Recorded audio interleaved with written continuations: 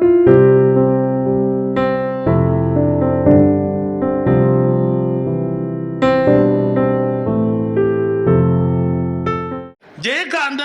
தன்னுடைய எழுத்துக்களின் மூலம் ஒரு மிகப்பெரிய மாற்றத்தை இந்த உலகத்திலே கொண்டு வந்தவர். எழுத்து என்ன வேகம் செய்யும் என்பதை உலகத்துக்கு படம் பிடித்து காட்டியவர்.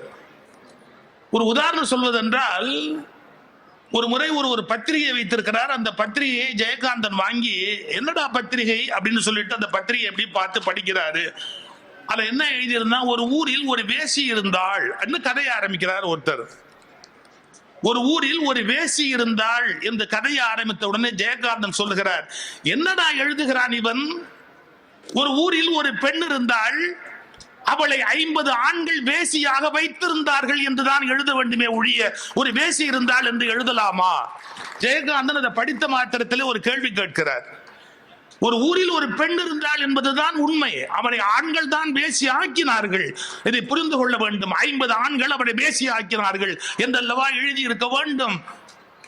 இப்படி சிந்தித்த ஒவ்வொருவருடைய சிந்தனைகளையும் எழுத்துக்களையும் பேச்சுக்களையும் நாம் படித்து ரசித்து அனுபவித்து உணர வேண்டும். அது யாருடைய புத்தகம் என்பதை பற்றியெல்லாம் biased thinking, one-sided thinking, polarization. What is that polarization? ஒரு துருவத்தில் போய் நின்று கொண்டு நான் இத்தகைய எண்ணங்களுடைய புத்தகங்களையே படிப்பேன், முதலாளித்துவம் பேசுகிற புத்தகங்களைத்தான் படிப்பேன், கம்யூனிசம் பேசுகிற புத்தகங்களைத்தான் படிப்பேன், என் மதம் சார்ந்த புத்தகங்களைத்தான் படிப்பேன் என்று போலரைசேஷன், ஒரு துருவத்தில் போய் ஒரு துருவ பனிக்கரடியை போல பல பேர் முட்டாள்களாகிவிட்டார்கள். நீங்கள் துருவங்களில் வாழ முடியாது. துருவங்களில் பனிக்கட்டிகள் இருக்கும், ஒரு சில பனிக்கரடிகள் இருக்கும். துருவங்களில் மனிதர்களால் வாழ முடியாது. பூமியின் மத்தியில் தான் நம்மால் வாழ முடியும். அதுபோல் எந்த கருத்தின் ஓரத்திலும் மனிதனால் வாழ்ந்துவிட முடியாது. நடுவில் நிற்கிற கருத்தின் மூலம்தான் இந்த உலகத்தில் மனிதர்கள் மிக நன்றான ஒரு வாழ்க்கையை வாழ முடியும். நீங்க யோசிக்கலாம், இப்ப சின்னதா ஒருத்தர் ஒரு வேப்பிலையை வச்சுக்கிட்டு உட்கார்ந்து இருப்பாரு. யார் வந்தாலும், மகனே கவலைப்படாது அப்படி ஒரு விபூதியை பூசி விட்டு நீ கவலைப்படாது என்பார். அவரை ஊரை ஏமாத்துறான்னு குறை சொல்லலாம். ஆனா ஒண்ணு புரிஞ்சுக்கணும், ஆறுதலை தேடி அலைகிற மனதுக்கு அன்பு காட்டுவதற்கு ஒரு வலிமையான சொல்லை ஒருவனால் சொல்ல முடிகிறது என்றால் அவன் ஊரின் ஓரத்தில் இருந்து விட்டு போவதால் நமக்கு ஒன்றும் நஷ்டம் இல்லை. ஆனால் மறந்து விடாதீர்கள், அதே வேப்பிலையை ஒரு 1000 கோடியாக ஒருவன் மாற்றினால், அதே வேப்பிலையை ஒருவன் 1000 கோடியாக மாற்றினால் அவன் சமூகத்தை கொள்ளையடிக்கிறான் என்று அவன் குற்றவாளி பட்டியலில் கைது செய்யப்பட வேண்டியவன். நீ மனிதர்கள் மனத்தில் நம்பிக்கையை விதைப்பதற்கு நீ வேப்பிலையை பயன்படுத்தினால் எங்களுக்கு ஆட்சேபனை இல்லை. அந்த நம்பிக்கையை சுரண்டி உன்னை கோடீஸ்வரனாக ஆக்கினால் உன்னை மன்னிக்க முடியாது. இந்த வித்தியாசம் மனிதர்களுக்கு புரியவில்லையே. கையிலே வேப்பிலை வைத்திருக்கிற எல்லோரும் தேச துரோகி அல்ல, அதை கோடிகளாக மாற்றுகிறவன் தேச துரோகி. நான் எதற்காக சொல்லுகிறேன்? சிந்திக்கிற முறையில் தான் நீங்கள் படிக்கிற விஷயங்கள் உங்களை வாழ்க்கையில் மாற்றி அமைக்க முடியும். 2000 ஆண்டுக்கு முன்பு திருக்குறள் இருந்தது. அன்று படித்த போது அதனுடைய பொருள் வேறு, இன்று படிக்கிற போது அதனுடைய பொருள் வேறு. எனக்கு சொல்லிக் கொடுக்கிற போது தமிழாசிரியர் எப்படி சொல்லிக் கொடுத்தார்? நெருநல் உளன் ஒருவன் இன்றில்லை என்னும் பெருமை உடைத்து இவ்வுலகு என்பதை நிலையாமை தத்துவத்தை புரிய வைப்பது என்று சொல்லிக் கொடுத்தார். நிலையாமை என்றால் என்ன? நேற்று இருந்த ஒருவன் இன்றைக்கு இல்லாமல் போய்விட்டான், அது இந்த உலகத்துக்கு பெருமை. இது நம்ப முடியுமா? ஒருத்தர் செத்து போறது பெருமையா? நான் ஒரு வீட்டுக்கு போறேன், அந்த இவர் வீட்டுல ஒரு படம் மாட்டிருக்கு, படத்தை தொங்க விட்டுருக்கிறான். அவரையே தொங்க விடணும்னு ஆசை, முடியல, படத்தை யாரு தொங்க விடுவோம் தொங்க விட்டுருக்கிறார். அவருக்கு ஒரு மாலை போட்டிருக்கிறான், அவருக்கு கீழே அவன் எழுதியிருக்கிறான் தோற்றம் 1900 சில்லறை, மறைவு 1900 சில்லறை. ஏன்னா அவன் சில்லறை சேர்க்கறதுக்குன்னே பிறந்து வாழ்ந்தா. தோற்றம் 1900 சில்லறை, மறைவு 1900 சில்லறை. அதுக்கு மட்டும் இல்ல, ஒரு கொத்து ஊதுபத்தி குத்தி வச்சிருக்கிறான். அந்த ஊதுவத்தி எப்படின்னா, செத்தவன் தான் ஊதுவத்தியை சகிச்சுக்க முடியுமே ஒழிய உயிரோடு இருக்கிறவனால சகிச்சுக்க கூடிய வாசனையே கிடையாது. செத்தவன் பிராண்ட் ஊதுவத்தினே ஒண்ணு வச்சிருக்கிறான். அந்த ஊதுவத்தியை குத்தி வச்சிருக்கிறான். நான் கேட்கிறேன், இவர் யாரு அப்படின்னு. எங்க வீட்டுல பெரியவர், அப்புறம் பிறந்தாரு, அப்புறம் வளர்ந்தாரு, கல்யாணம் பண்ணாரு, அப்புறம் செத்து விட்டாரு. அவர் இந்த ஊருக்கு பண்ண நன்மை ஒரே ஒரு நன்மை, செத்ததுதான். இந்த ஊரை விட்டு போனார் பாருங்க, அதுதான் ஒரு உலகத்துக்கு பண்ண பெரிய நன்மைன்னு. இப்ப நீங்க சிரிச்சீங்களே, அந்த திருக்குறளுக்கு அப்படி அர்த்தம் பண்ணா அதேதான் அர்த்தம். நெருநல் உளன் ஒருவன் இன்று இல்லை என்னும், நேற்றைக்கு இருந்தவன் இன்றைக்கு இல்லை என்னும், பெருமை உடைத்து இவ்வுலகு.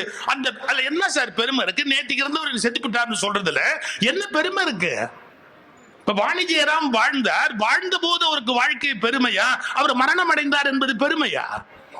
அப்ப திருவள்ளுவர் அப்படி எழுதுவாரா? நெருநல் உளன் ஒருவன் இன்றில்லை என்னும் பெருமை உடைத்து இவ்வுலகுன்னா அதை எப்படி அர்த்தம் பண்ணணும் சார்? நீங்க நேற்றுக்கு சந்திச்சீங்கன்னு வச்சுங்க ஒரு மனுஷரை, ஆமா, இன்னைக்கு மறுபடியும் சந்திக்கிறீங்கன்னு வச்சுங்க, ஆமா, நெருநல் உளன் ஒருவன் நேற்றைக்கு பார்த்த மனிதனாக இன்றைக்கு அவர் இருப்பார் என்று நம்புகிறீர்களா? இல்லை. சில கருத்துக்கள் அவருக்குள் போயிருந்தால் அவர் வேறு மனிதனாக மாறிவிடுவார் என்று பெருமை உடையது இவ்வுலகு.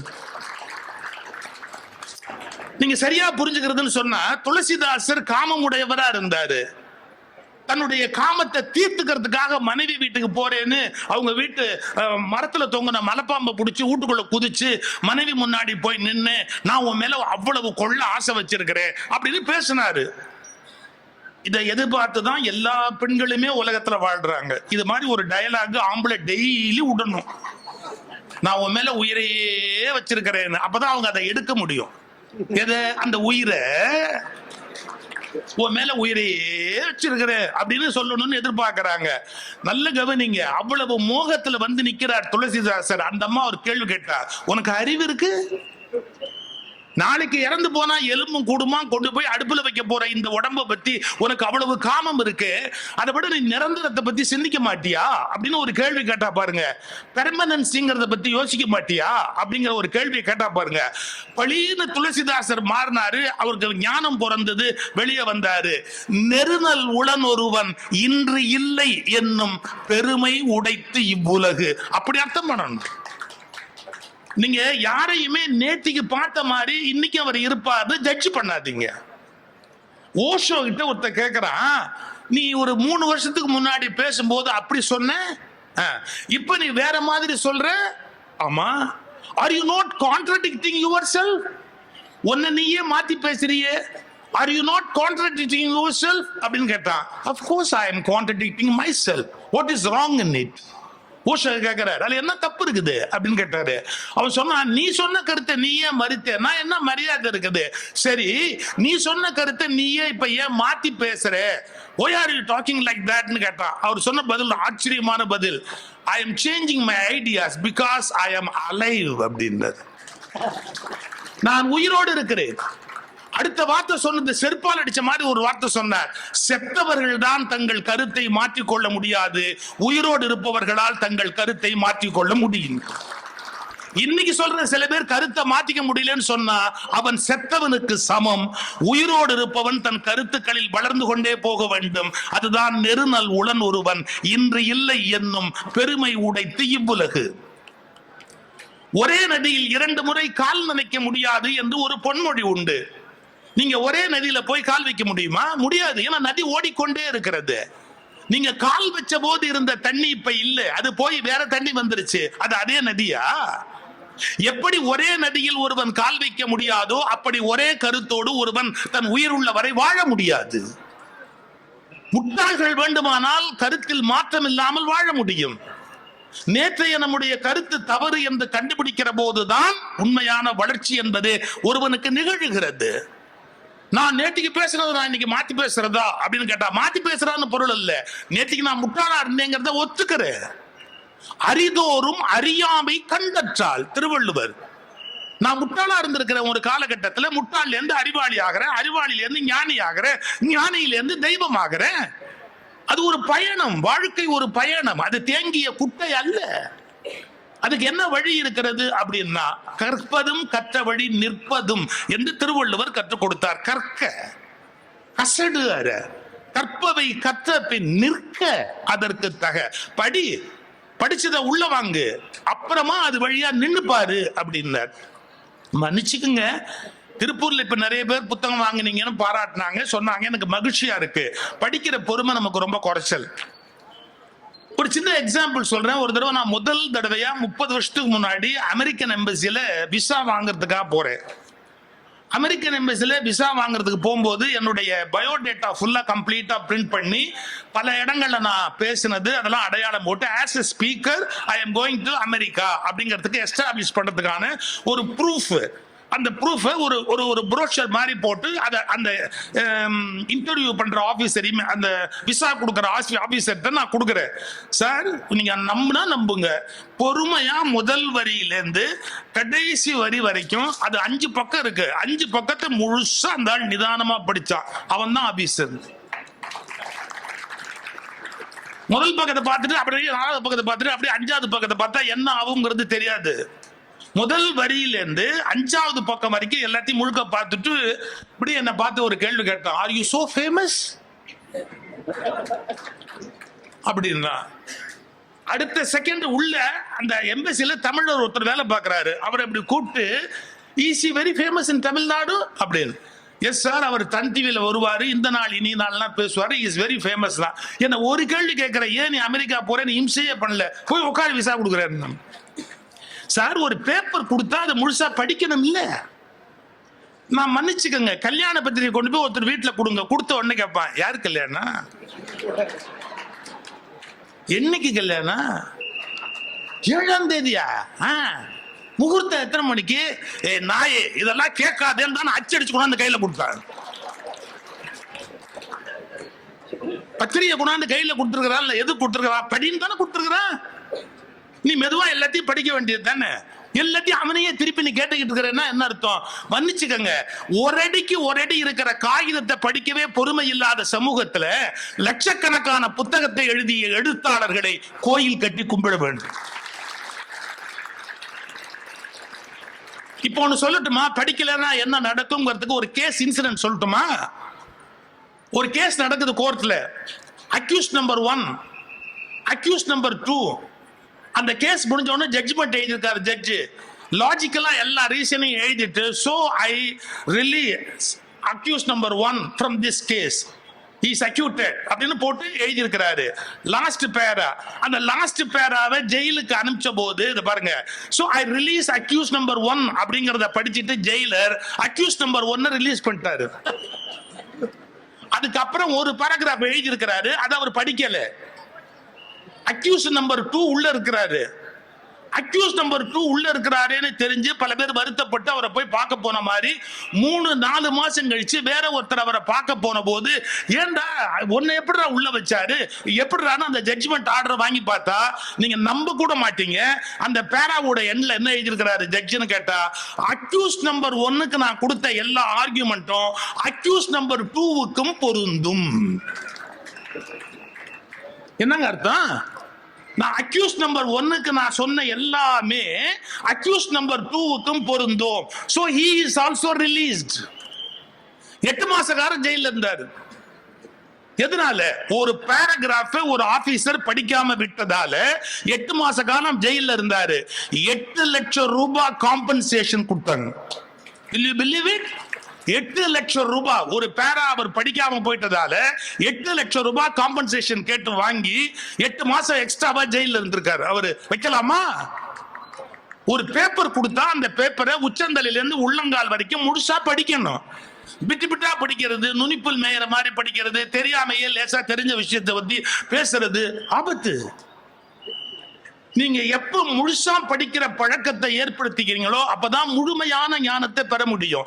பாரதி ஒரு வார்த்தை சொல்றான், சில விஷயங்கள் உண்மை போல் தெரியும், அவை உண்மைதான், ஆனால் உண்மையை விட ஆழமானது முழு உண்மைங்கிறார். அது என்ன முழு உண்மை? நீ இன்னும் கொஞ்சம் உள்ள போனாதான் அதனுடைய முழு உண்மை என்னங்கிறதையே உன்னால கண்டுபிடிக்க முடியும். நம்மளுக்கு படிக்கிறதுலயே பொறுமை இல்லைன்னா மிஞ்சி போனா நியூஸ் பேப்பர் படிப்பாங்க, அதுவும் அடுத்தவன் செலவுல படிப்பாங்க. சில பேர் பஸ்ல போகும்போது பேப்பர் இப்படி வச்சிருந்தா நாம காசு கொடுத்து பேப்பர் வாங்குறோம், அவன் கழுத்தை நம்ம தோள் மேல வச்சுக்கிறான். அவன் கழுத்தை நம்ம தோள் மேல வச்சுக்கிட்டு நம்ம கிட்ட இருக்கிற புத்தகத்தை படிக்கிறான். இதுல வேற சில பேருக்கு கங்கை ஒரு புறம் காவிரி ஒரு புறம் வேற, இதையும் சேர்த்து கங்கை காவிரி இணைப்பு திட்டத்தை நம்ம கிட்ட நிறைவேற்றுறான். அப்புறம் படிச்சுக்கிட்டே இருக்கும்போது எரிச்சல்ல என்ன ஆகி போச்சு, ஒரு தடவை ஒருத்தர் இந்த மாதிரி தோல்ல சாஞ்சு பேப்பர் ஓசி பேப்பர் படிச்ச உடனே எரிச்சல்ல பேப்பரை மூடின உடனே அவன் கேட்டான் பாருங்க ஒரு கேள்வி, பேப்பர்ல என்ன போட்டிருக்கான்? இவனே கேட்டான் பேப்பர்ல என்ன போட்டிருக்கான்னு. இவன் எரிச்சல்ல சொன்னா ஓசிபி பேப்பர் படிச்சா 1 மாசம் ஜெயில்னு போட்டிருக்கான். அதுக்கு அவன் சொன்னா பாருங்க ஒரு பதில், எந்த மாசத்துல இருந்து இது அமலுக்கு வருதுன்னா. அது வரைக்கும் படிக்கலாமேன்ற ஐடியால படிக்கணும் சார். ஆழமா படிக்கணும், அகலமா படிச்சா மட்டும் போராது, ஆழமா படிக்கணும். என்னென்ன மாதிரியான புத்தகங்கள் இருக்கோ அதை படிக்கணும்.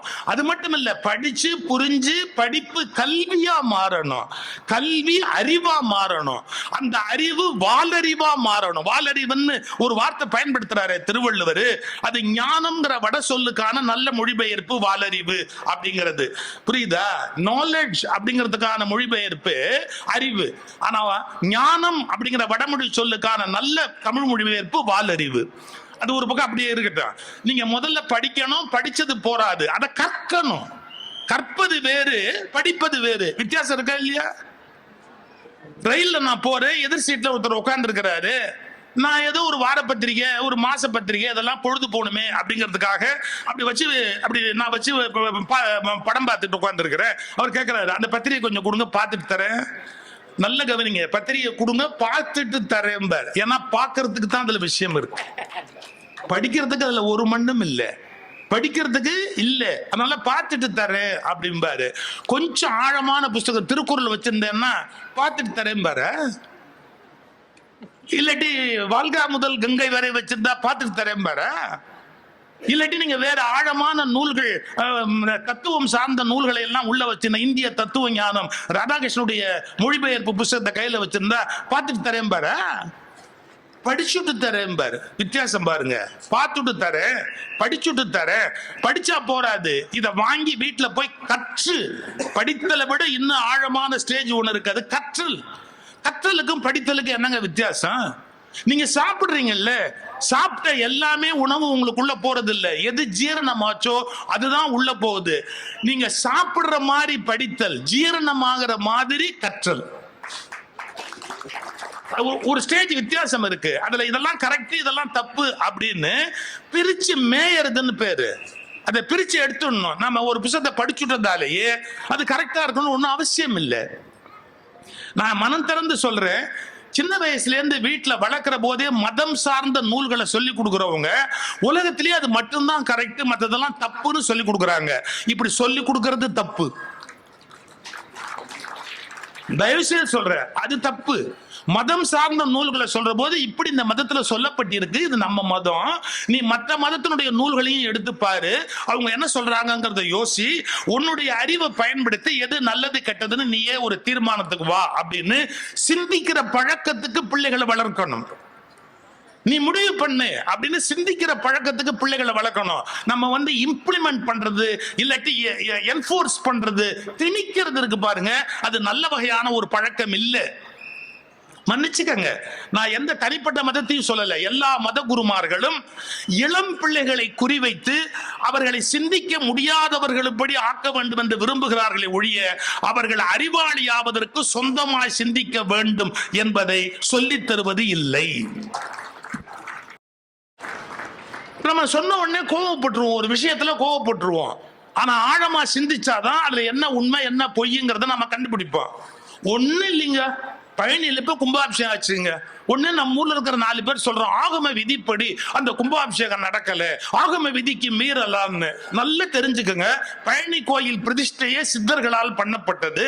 அங்க இருக்கிற முருகனுடைய பேரே சித்தர்நாதன், சித்தநாதன் அப்படின்னு பேரு. அவருக்கு வேல் மயில் கிடையாது, தண்டாயுதத்தை ஊனி இருக்கிற தண்டபாணி, கௌபீனம் கட்டி இருக்கிற துறவி, அவர் ஒரு சித்தர். சித்தருக்கு ஆகம பிரதிஷ்டை கிடையாது. சித்தர்களால் பிரதிஷ்டை செய்யப்பட்ட சித்தர்கள் பிரதிஷ்டைக்கு ஆகமமே கிடையாது. எவன் படிச்சான்? நீங்களா போய் ஒரு கோயிலை கட்டி அதுல நீங்க பிரதிஷ்டை பண்ணி இருந்தீங்கன்னா, தனி மனிதன் ஒரு கோயிலை கட்டி பிரதிஷ்டை பண்ணி இருந்தானா அதுக்கு ஆகமம் ரூல் செல்லுபடி ஆகும். சித்தர்களால் பிரதிஷ்டை செய்யப்பட்டதுக்கும் சமாதி கோயில்களுக்கும் ஆகமம் செல்லுபடி ஆகாது. எவனாவது கவலைப்பட்டானா? இதை பத்தி தனக்கு பேச தகுதி இருக்குன்னு யோசிச்சானா? அவனுக்கு என்ன தெரியும் அதை பத்தி அவன் கவலைப்படவே இல்லை. இது ஆகமத்துக்கு விரோதம், இது ஆகமத்துக்கு விரோதம், ஆகமத்துக்கு விரோதம். நீ எத்தனை ஆகமம் படிச்ச? ஒரு ஆகமத்தையாவது முழுசா படிச்சு காட்டு. நீ முழுசா படிச்சு காட்டிட்டு பாப்போம்.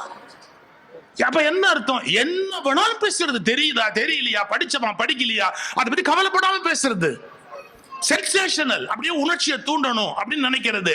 மன்னிச்சுக்கங்க, நமக்கு விருப்பு வெறுப்பு இருக்கக்கூடாது. சயின்டிபிக்கா மரபுப்படி சொல்லப்பட்ட நல்ல விஷயம் எது, தீய விஷயம் எதுன்னு அதை எடுத்து படிக்கிறதுக்கு நம்ம முதல்ல பழகணும். சார் சில விஷயங்கள் சொன்னா கான்ட்ரோவர்சி ஆகுது, ஆனா புரிஞ்சுக்கணும், கான்ட்ரோவர்சி ஆக்குறதுக்கான காரணம் என்னன்னு கேட்டீங்கன்னா பையஸ்ட் திங்கிங். திங்க் பண்ணும் போதே பயஸ்டா திங்க் பண்ணா அது கான்ட்ரோவர்சி ஆகும். எனக்கு பிடிக்குதோ பிடிக்கலையோ அதை நான் நிதானமா கவனிக்கணும். இப்போ திருப்பூர் குமரன் கொடி எடுத்தது பிரிட்டிஷ் ஆட்சி காலத்துல தவறு. இன்னைக்கு கொடி எடுத்ததுதான் ஒரு மனிதனுடைய சரியான இந்திய தேச பக்திக்கு அடையாளம். செயலை கொண்டு முடிவு செய்ய முடியாது, காலத்தின் சூழலை கொண்டு செயலை தீர்மானிக்க வேண்டி இருக்கிறது. பிரிட்டிஷ் காலத்துல எது தப்போ அது இந்த காலத்துல பெருமைக்கு உரிய ஒன்று. நான் தேச கொடியை குத்திக்கிட்டு போறேன் இல்லையா? அப்போ திருப்பூர் குமரனுடைய செயல் தவறுது அப்படின்னு விமர்சிக்க முடியாது. அந்த காலகட்டத்தில் தவறு, இந்த காலகட்டத்தில் அது மிகவும் பெருமைக்குரிய விஷயம். காலத்தை பொறுத்து கருத்தின் மாற்றம் ஏற்பட்டிருக்கிறது. புரிஞ்சுக்கணுமா இல்லையா? இந்த யோசனையே நமக்கு இல்லாம ஒரு 4,500 வருஷத்துக்கு முன்னாடி எவனா சொன்னதை எடுத்து வச்சுக்கிட்டு அந்த காலத்துல சொல்லிட்டாங்க, அந்த காலத்துல சொல்லிட்டாங்க, அந்த காலத்துல சொல்லிட்டாங்க அப்படின்னா காலத்தை பொறுத்தது அல்ல, மாற்று சிந்தனைகளை பொறுத்து உலகம் மாறுகிறது. கல்வி அறிவாக மாறுகிற போது, படித்த படிப்பு கல்வியாகி கல்வி அறிவாக மாறுகிற போது மாற்றங்கள் நிகழ்வது என்பது தவிர்க்க முடியாதது.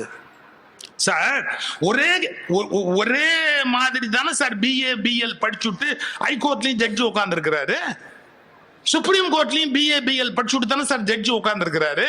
அது எப்படி சார் ஹைகோர்ட் ஜட்ஜ்மெண்ட் வந்து சுப்ரீம் கோர்ட் ஜட்ஜ் வந்து இது செல்லாதுன்னு வெளியே தள்ளுறாரு? அப்போ அவர் வேற ஆங்கிள் பாக்குறாருன்னு அர்த்தம் இல்ல, அவர் ஏதோ வேற ஒரு கோணத்துல பாக்குறாரு.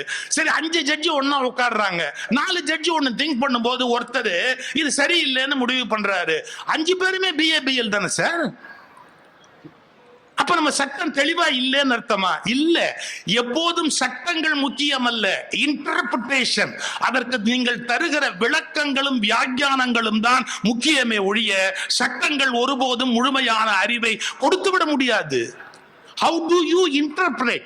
அதை நீ எப்படி அதை சரியான எடுத்து உள்ள எடுத்து பூந்து வெளியே வர அப்படிங்கறத பொறுத்தது. ஒரு சின்ன உதாரணம் சொல்றேன், எளிமையா எல்லாரும் புரிஞ்சுக்கிறதுக்காக சொல்றேன். ஒரு காட்டுல ஒரு பழைய மண்டபத்துல ராத்திரி 2 பேரும் மாட்டிக்கிட்டான். பழைய காலம், ராத்திரி சாப்பிடலான்னு 2 பேரும் சாப்பாடு பொட்டலத்தை பிரிச்சான். அவங்க கிட்ட ஒருத்தன் 5 சப்பாத்தி இருந்தது, ஒருத்தங்கிட்ட 3 சப்பாத்தி இருந்தது. சாப்பிடலான்னு அந்த பொட்டலத்தை பிரிச்சு அவன் 2 பேரும் பிளான் பண்ணி பொட்டலத்தை பிரிக்கிறான். ஒரு பெரிய பணக்காரர் ஓடியாந்தாரு, கோடீஸ்வரர், நம்ம ஜீவா மாதிரி ஓடி வந்தாரு ஒரு கோடீஸ்வரர். அவரும் வழியில மாட்டிக்கிட்டார், ராத்திரி இந்த காட்டுல மாட்டிக்கிட்டாரு. பிரதர் பிரதர் பிரதர் பிரதர், நான் பசியில இருக்கேன், ஆனா நான் ஒன்னும் எடுத்துட்டு வரல, பணம் வச்சிருக்கேன், நீங்க கேட்டா எவ்வளவு வேணாலும் நான் பணம் கொடுப்பேன், ஆனா சாப்பிடணும், எனக்கு நீங்க ஹெல்ப் பண்ணாதான் இப்ப நம்ம சாப்பிட முடியும் அப்படின்னு. சார் பணம் எல்லாம் வேணாம் சார், சாப்பாட்டுக்கு பணமா, இருக்கிறதா ஆளுக்கு பங்கு வச்சு சாப்பிடுவோம். 8 சப்பாத்தி இருக்கு, 3 பேர் உட்காந்துருக்கான், ஆளுக்கு 3ன்னு பிரிக்க முடியாது. ஏன்னா இப்ப 8 பேர் 8 சப்பாத்தி, 3 பேருக்கு எப்படி பிரிக்கிறது? உடனே இந்த வந்தார் பாருங்க, எது பசியில, அவர் யோசனை சொன்னார், எப்பவுமே எவனுக்கு அவசியமோ அவனுக்கு அறிவு அதிகமா வேலை செய்யும். ஏன்னா அவன் தானே he is in need இல்லையா? அவனுக்கு தான் அது என்ன பண்ணணுங்கிறது கரெக்டா தோணும், அந்த தேவையில இருக்கிறவனுக்கு தோணும். உடனே அவர் சொன்னாரு, இதை என்ன பண்ணலாம், ஒவ்வொரு சப்பாத்தியுமே 3 துண்டா போட்டுடலாம். ரைட்டு, 8 3 24 ஆயிடுது. ரைட்டு, ஆளுக்கு 8 துண்டு சாப்பிட்டா எல்லாரும் ஈக்குவலா சாப்பிட்ட மாதிரி ஆயிடும். கரெக்ட், பிரிச்சாங்க. 8 3 24 எல்லாம் சாப்பிட்டாங்க. சாப்பிட்டுட்டு படுத்துட்டாங்க. காலம்பரம் அந்த பணக்காரர் எந்திரிச்சு போகும்போது என்ன பண்ணாரு, 8 பவுன் எடுத்து முன்னாடி வச்சுட்டு, பசியா இருந்த எனக்கு சாப்பாடு கொடுத்தீங்கல்ல, அதனால நான் உங்களுக்கு திருப்பி ஏதாவது கொடுக்கணும், நான் கொடுத்தா நீங்க வாங்க மாட்டீங்க, அதனால 8 பவுன் வச்சிருக்கிறேன், 2 பேரும் பிரிச்சு எடுத்துங்க போயிட்டாரு. வச்சிருக்காரு, எழுதி வச்சுட்டு போயிட்டாரு. 2 பேரும் முழிச்சான்.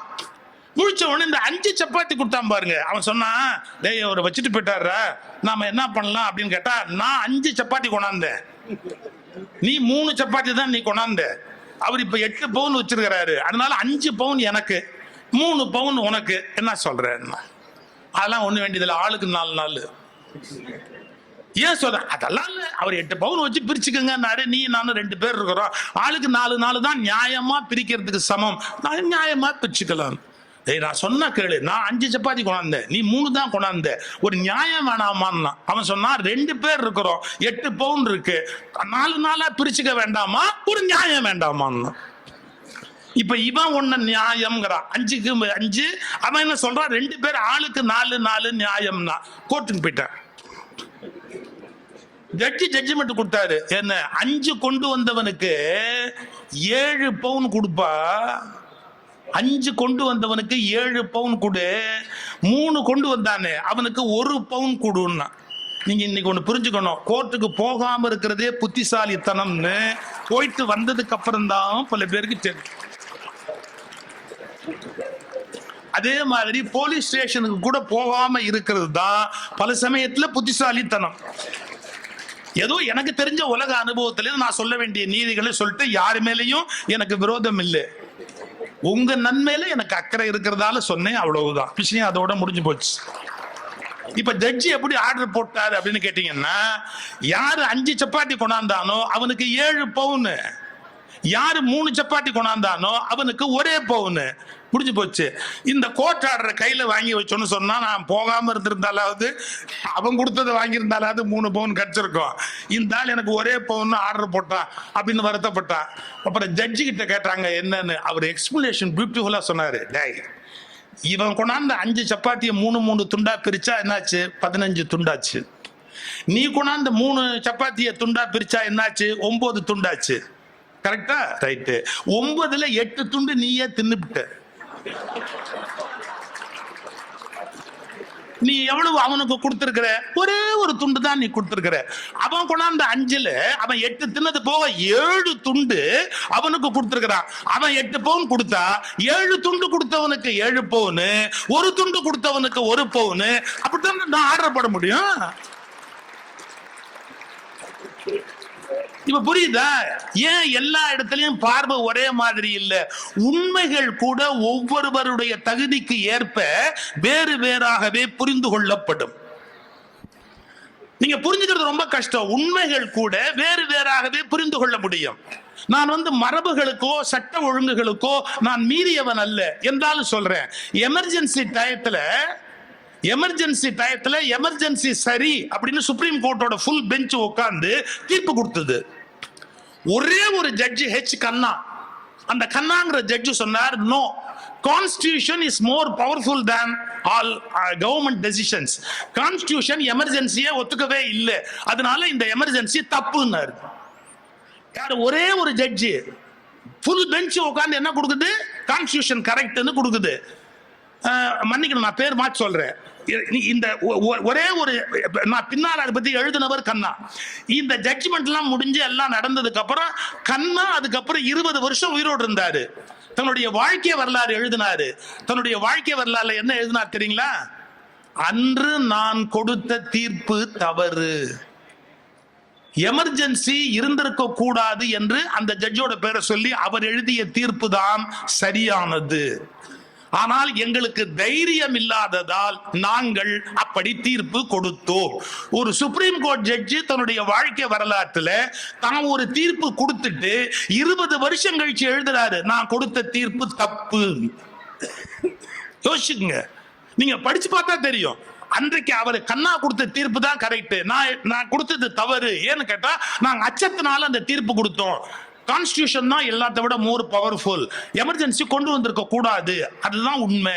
இப்ப 20 வருஷம் கழிச்சு மாத்தி தீர்ப்பு கொடுத்தாப்புல நாம அதை ஏத்துக்க முடியுமா? நான் அப்ப தப்பு பண்ணிட்டேன்னு ஒரு ஜட்ஜி சொன்னார்னா இன்னைக்கு ஒத்துக்க முடியுமா? எதுக்கு சொல்ல வரேன், அவசரப்பட்டு எந்த விஷயத்தையுமே பயஸ்டா திங்க் பண்ணாதீங்க, பயஸ்டா பேசாதீங்க. படிக்கிற விஷயத்தை 100 தடவை படிங்க, உங்களுடைய அறிவை கொண்டு யோசிச்சு பாருங்க. இதை விட ரொம்ப முக்கியமா சொல்றேன், நம்முடைய சிந்தனை பார்வையை விட யார் நம்மை மாற்றி பேசுகிறார்களோ அவர்களை கூர்ந்து கவனியுங்கள். ஏன்னா அவங்க என்ன வாதங்களை வைக்கிறாங்க அப்படிங்கிறது ரொம்ப முக்கியம். அவங்க சொல்றதுல ஏதாவது நியாயம் இருக்கா அப்படிங்கறத கேட்கறதுக்கு ஒரு பொறுமை வேணும். நான் என்ன சொல்லணும் அதை நீ கேட்டா போதும் அப்படிங்கிற வாழ்க்கை சரியில்லை.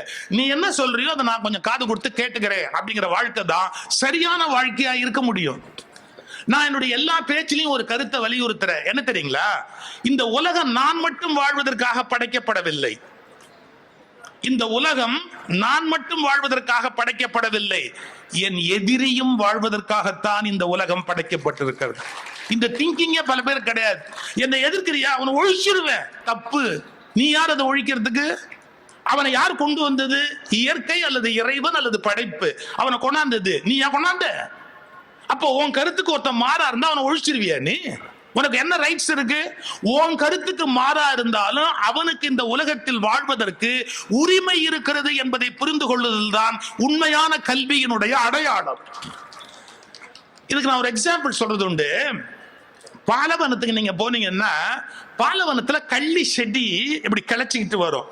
எங்க பாலைவனத்துல எங்கேயாவது தண்ணி கிடைக்குமா? குடிக்கிறதுக்கு தண்ணி கிடைக்குமா? கிடைக்காது. செடி வளர தண்ணி கிடைக்குமா? கிடைக்காது. அந்த பாலைவனத்துல ஒரு செடி வளர முடியுமா? முடியாது. அந்த பாலைவனத்துல வளர்றதுக்கு ஒரு செடியை இயற்கை அல்லது இறைவன் கொடுக்கிறார். இங்க இயற்கைங்கிறதையும் இறைவன்கிறதையும் நான் பிரிச்சே பார்க்கறது இல்லைங்க. என்னுடைய பிலாசபி என்னன்னு கேட்டா, இறைவன் என்பது மூலப்பொருள், அதற்கு இயற்கை என்பது உடல். இயற்கை கடவுளின் உடல். இதான் என்னுடைய பார்வை. அந்த கடவுளின் உயிர் என்பது கடவுள் தத்துவமா பேசப்படுது. அதுக்கான உடல் இயற்கை, பஞ்சபூதங்கள், அதற்கான உடம்பு அது. இப்ப பாருங்களேன், இந்த பாலைவனத்துல ஒரு செடியும் வளர முடியாத போது அதுல வளர்றதுக்குரிய கெப்பாசிட்டியோட ஒரு கள்ளி செடியை கொடுத்துதான் இந்த கள்ளி செடி இலை விடுதான். இந்த இலையை அது காப்பாத்துறதுக்கு என்ன பண்ணுது? இந்த இலையை யாரும் தின்னுடப்படாது அப்படிங்கிறதுக்காக, இந்த இலையை தின்னுடக்கூடாதுங்கிறதுக்காக முள்ளு முள்ளு முள்ளு முள்ளு முள்ளு முள்ளு முள்ளு முள்ளா ஒன்னு கடிக்க முடியாது. கடிச்சா நாக்கு ரத்தம் வரும். அப்படி தன்னை பாதுகாக்க இது யார் கொடுத்தா? கள்ளி செடி கண்டுபிடிச்சதா? இயற்கை கொடுத்துருக்குது. முள்ளு முள்ளு முள்ளு முள்ளு முள்ளு முள்ளா கள்ளி செடியை கொடுத்துருக்குது. பாலைவனத்துல வளர முடியாத இடத்துல வளரக்கூடிய கெப்பாசிட்டியை கள்ளி செடிக்கு கொடுத்து, அதை ஒரு மிருகம் கடிக்க கூடாதுங்கிறதுக்காக அதுல முள்ளு முள்ளு முள்ளு முள்ளா இலைய கொடுத்த அதே இயற்கை அதை குறி வச்சு திங்கிறதுக்குன்னு ஒரு ஒட்டகத்தை படைச்சிருக்குது.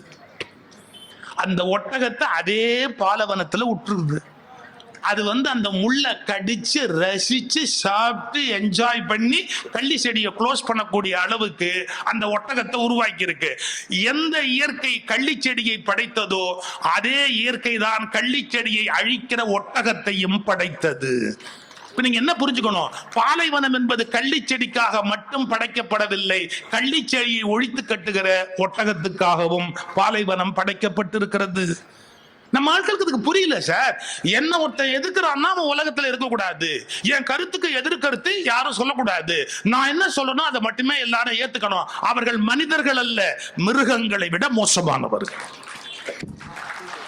என் கருத்துக்கு மாறான கருத்து சொல்றதுக்கு உனக்கு உரிமை இருக்குன்னு ஒத்துக்கிறாங்க பாருங்க, அவங்க தான் மிகச்சரியான மனிதர்கள். ஏன்? கருத்துக்களின் மீது நீங்கள் காதல் கொள்ளணும். அது சரியான கருத்து, இது தவறான கருத்து. இது எங்க திருவள்ளுவர் எழுதி வச்சுட்டு போனா, எப்பொருள் யார் யார் வாய் கேட்பினும் அப்பொருள் மெய்ப்பொருள் காண்பது அறிவு. யார் யார் வாய் கேட்பினும் யார் வேணாலும் சொல்லலாம். ஏங்க, சரியான ஒரு ஆர்குமெண்ட் நம்ம வீட்டு சின்ன பிள்ளை சொல்லக்கூடாதா? வைணவ இலக்கியங்கள்ல வரும், எம்பார்னு ஒரு பெரியவரை பத்தி ஒரு கதை வரும். அதாவது பல்லக்கில் ஒரு படிச்ச பண்டிதர் போறாரு. படிச்ச பண்டிதர் பல்லக்கில் போகும்போது சர்வ ஆகம பண்டிதர், சகல கலா வல்லவர், கல்வியின் கடல் அவர் வராரு பல்லக்கில்னு ஊர்வலம் சொல்லிட்டு போறான். ஒரு சின்ன பையன் தெருவில் விளையாடிக்கிட்டே இருந்தவன் இப்படி நிறுத்தினான். உனக்கு எல்லாமே தெரியுமா? தெரியும்னா. எங்க நான் ஒரு கேள்வி கேட்கிறேன், பதில் சொல்லுன்னு கீழே இருந்து ஒரு குத்து மணலை அள்ளி அவட்ட நீட்டி, இதுல எவ்வளவு மணல் இருக்குன்னா, இதுல எவ்வளவு மணல் இருக்கு சொல்லு பாப்போம். உனக்கு தான் எல்லாம் தெரியுமே, நீதான் சகலக்கெல்லாம் வல்லவனாச்சே, இதுல எவ்வளவு மணல் இருக்கு சொல்லு பாப்போம் அப்படின்னு. அந்த பண்டிதர் இப்படி யோசிச்சாரு, ஏன்னா இத்தனோடு பையன் நம்மளை மடக்கிட்டான், இதுல எத்தனை மணல் இருக்குன்னு நம்ம எப்படி சொல்ல முடியும்? பல்ல கூப்பிட்டு இறங்கினாரு. டோட்டல் சரண்டர்ப்பா, இதுல எவ்வளவு மணல்னு சொல்றதுக்கு எனக்கு தெரியாதுப்பா, என் அறிவு வேஸ்ட், நீ தெரிஞ்சா சொல்லுன்னா. ஒரு கைப்பிடி அளவு மணல்னா. நீங்க யோசிச்சுக்கணும், அவ்வளவு படிச்சவன ஒரு நிமிஷத்துல இவன் முட்டாளாக்கிட்டான் அந்த பையன். அப்ப வாழ்க்கையில எனக்கு எல்லாமே தெரியும்னு பேசுறத மாதிரி அபத்தமான விஷயம் இந்த உலகத்துல ஒண்ணுமே கிடையாது. நான் என்ன சொல்றேனோ நான் சொல்ற கருத்து தவறா இருக்கிறதுக்கு வாய்ப்பு இருக்கு. நீங்க என்ன சொல்றீங்களோ நான் அதை ஃபுல்லா கேட்டுக்கிறேன் அப்படிங்கிற ஒரு பக்குவத்தோட இருக்கணும். எனக்கு எதிர்கருத்தே இருக்கக்கூடாது, மாற்று கருத்தே இருக்கக்கூடாது, மாற்று கருத்து உள்ளவர்கள் வாழவே கூடாது என்று பேசுவது காட்டுமிராண்டித்தனத்தினுடைய உச்சகட்டம். இந்த புரிதல் தான் மனித குலத்துக்கு இந்த ரொம்ப அவசியமான ஒரு புரிதல். திருவள்ளுவர் என்ன சொல்றாரு, நீ என்ன கருத்து சொல்றியோ அதே மாதிரி இன்னொருத்த ஒரு கருத்து சொல்றானோ அந்த கருத்து முரண்பாட்டை நீ யோசிக்கிறதுக்கு பழகுப்பா. நம்ம யோசிக்க வேண்டிய பகுதின்னு எத்தனையோ இருக்கு சார். என்னுடைய நண்பர் புவனகிரி அன்பழகன் பேரு, அவர் ஒரு திருக்குறள் விழால பேசினாரு. இது வரைக்கும் திருக்குறள் உரையில சார், தீயினால் சுட்ட புண் உள்ளாரும் ஆறாதே நாவினால் சுட்டவடு அப்படின்னு ஒரு குறள் இருக்கு. இது வரைக்கும் நான் படிச்ச உரைகள் எல்லாம் ஒரே உரை சொல்றாங்க, என்ன, யாராவது தீயினால் உங்களை சுட்டு விட்டால் அந்த வடு ஆறிவிடும், அந்த புண் ஆறிவிடும். ஆனால் நாவினால் ஒருவரை சுட்டால் அந்த வடு நம்மிடத்தில் ஆறாது அப்படின்னு எவ்வளவு பேர் எழுதியிருக்கிறாங்க உரை திருக்குறளுக்கு, எல்லாரும் எழுதியிருக்கிறாங்க. இவர் சார் ஒரு புது உரை சொன்னார் சார். எப்படின்னா, இன்னொருத்த வந்து ஒன்னு சொல்ற அளவுக்கு நீ சும்மா விட்டு வைப்பிய, ஒரு தீவட்டி எடுத்துட்டு வந்து கை நீட்டுங்க, உங்க மேல சூடு வைக்கிறேன், உங்க மேல சூடு வைக்கிறேன், நம்ம யாராவது கை நீட்டுவோமா? அப்ப இன்னொருவர் நம்மை சுட்டால் தீயினால் சுட்ட புண் ஆறும், ஆனால் நாவினால் சுட்டவடு அவன் நம்மை திட்டிவிட்டால் நம் மனதில் அந்த புண் ஆறாது அப்படின்னு நம்ம அர்த்தம் சொன்னோம் பாருங்க. அப்படியே உள்டாவா அந்த குரலை திருப்பினாரு. இல்ல, நீ யாரையாவது தீயினால் சுட்டால் கூட அந்த புண் ஆறிவிடும், ஆனால் நீ நாவினால் ஒருவரை திட்டினால் உன் மனதில் ஏற்பட்ட வடு உனக்கு ஆறாது. ஏன் சார் இப்படி அர்த்தம் சொல்லலாமா? நீங்க ராமாயண கம்பராமாயணம் எடுத்து படிச்சு பாத்தீங்கன்னா, லட்சுமணனை சீதை திட்டான்னு பாட்டு இருக்குது. நீ நிக்கிற நிலையை பார்த்தா நெறியா இல்லையே, நின்ற நீ நிலை அது நெறியிற்று அன்றால்னு பேசுறா. இதுக்கப்புறம் சுந்தரகாண்டத்துல உட்கார்ந்து இருக்கிறா மரத்தடியில. அப்ப என்ன சொன்னா தெரியுங்களா? என்ன வார்த்தை சொன்னா தெரியுங்களா? என்ன, நான் மஞ்சனா மைத்துனனை நான் சொன்ன சொல் பிழை, அது பிழை என்று என்னை ராமன் நீக்கி விட்டானோ என்று தான் தவறாக பேசிவிட்டோமே என்று அதை சீதை நினைத்து அழுகிறாள் என்று கம்பன் எழுதுகிறார். வாழ்க்கையில் நீங்கள் பிறரை குறித்து பேசுகிற பேச்சு அவர்களை சுடுவதை விட உங்களை அதிகமாக சுடும் என்பதை தயவு செய்து புரிந்து கொள்ளுங்கள். நமக்கு அது தெரியல. நம்ம என்ன நினைக்கிறோம், நாம சொன்னா மத்தவனை சுட்டுட்டு தான் நினைக்கிறோம். கிடையாதுங்க. நாம சொல்ற மோசமான வார்த்தை, கெட்ட வார்த்தை, கொடுஞ்சொல் அல்லது நெருப்பு கக்குற சொல் என்ன ஆகும்னா, அங்க சுத்தி இங்க சுத்தி அங்க சுத்தி இங்க சுத்தி நம்ம கிட்ட தான் வந்து சேரும். ஒன்னும் அது போகாது. அது ஒரு கணக்கு வச்சிருக்கு, எப்படியாவது டிராவல் பண்ணி மறுபடியும் நம்ம கிட்டே வரும். இறையன்பு ஒரு புத்தகம் எழுதியிருக்கிறாரு, அதுல ஒரு வார்த்தை எழுதுவாரு. அதாவது அக்பர் என்ன பண்ணாரா, பீர்பால் அப்படி கூப்பிட்டு, அது என்னமோ இந்த இந்தியாவில் இருக்கிற தத்துவத்துல வந்து நீ யாருக்கு எது செய்தாலும் அது அவர்களுக்கே திரும்ப வரும், கர்ம வினை அப்படின்னு உங்க நாட்டுல ஒரு கருத்து சொல்றாங்களே, அதை எனக்கு கொஞ்சம் புரிய வைக்க முடியுமா? இஸ் இட் பாசிபிள் அப்படின்னு கேட்டாராம். பீர்பால் சொன்னாராம், ஆமா, நாம யாருக்காவது ஏதாவது கெடுதல் பண்ணோம்னா அந்த கெடுதல் அப்படி சுத்தி இப்படி சுத்தி இப்படி சுத்தி நம்ம கிட்ட வருங்க. நம்ம யாரையாவது திட்டினோம்னா அது அப்படி சுத்தி இப்படி சுத்தி இப்படி சுத்தி திரும்பி நம்ம கிட்ட வருங்க. நீங்க யாருக்கு என்ன கெடுதல் பண்ணாலும் உங்களுக்கு அது வருங்க அப்படின்ன உடனே கியூரியாசிட்டியில அக்பர் ஒரு காரியம் பண்ணாராம். என்ன, பட்டுன்னு பீர்பால அடிச்சாராம். அடிச்சு சொன்னாராம், நான் மகாராஜா ஒன்னு அறிஞ்சிட்டேன், என்ன எவனாவது அறைய முடியுமா? இது எனக்கு வருமா அப்படின்னாராம். இதுக்கெல்லாம் 24 ஹவர்ஸ்க்குள்ள பதில் சொல்ல முடியாதுங்க, வெயிட் பண்ணணும். பிலாசபி உண்மைதான், கேட்கிறவரு மகாராஜா, நான் உடனே அதுக்கு பதிலாம் சொல்ல முடியாதுங்க, ஆனா என்னால உங்களை அடிக்க முடியாதுங்க. மட்டுங்களா போயிட்டார். இதுக்கு என்ன போச்சு, அப்படியே அவர் வெளியே வரும்போது பீர்பால் வாசல் இருக்கிற காவல்காரனை ஓங்கி வராரா இருந்தாராம். அவன் கேட்டான், என்ன ஏன் அடிச்சிங்கன்னா, மகாராஜா விளையாட்டு ஒன்று ஆரம்பிச்சிருக்கிறாரு, இன்னைக்கு யாரு முதல்ல பார்த்தாலும் அவங்க கன்னத்துல அரையணுமா. அவன் அடுத்த ஆளை பார்த்து ஓங்கி ஒன்னு அரைஞ்சான். என்னடான்னா, அக்பர் ஆரம்பிச்ச விளையாட்டை நான் கண்டினியூ பண்றேன் அப்படின்னா. அப்படி இப்படி இப்படி இப்படி இப்படி போய் எல்லாம் முடிஞ்சு காலையிலேருந்து அரண்மனை வேலை எல்லாத்தையும் முடிச்சுட்டு ராத்திரி 10 மணிக்கு தன்னுடைய அந்தப்புறத்துக்கு அக்பர் உள்ள நுழைஞ்சு தன்னுடைய மனைவியோட பேசுறதுக்கு அந்தப்புறத்துக்குள்ள போனா, கதவுலேருந்து மறைஞ்சு வந்து அவருடைய மனைவி அக்பர், என்ன அடிக்கிற, என்ன நீ அடிக்கிற அப்படின்னு. உங்களுக்கு தெரியாதா, இன்னைக்கு டில்லி முழுக்க இதே விளையாட்டு தான். ஏன்னா டில்லியில விளையாடுற மாதிரி வேற எங்கேயுமே விளையாட முடியாது சார். என்னென்ன விளையாட்டு நடக்கு தெரியுமா?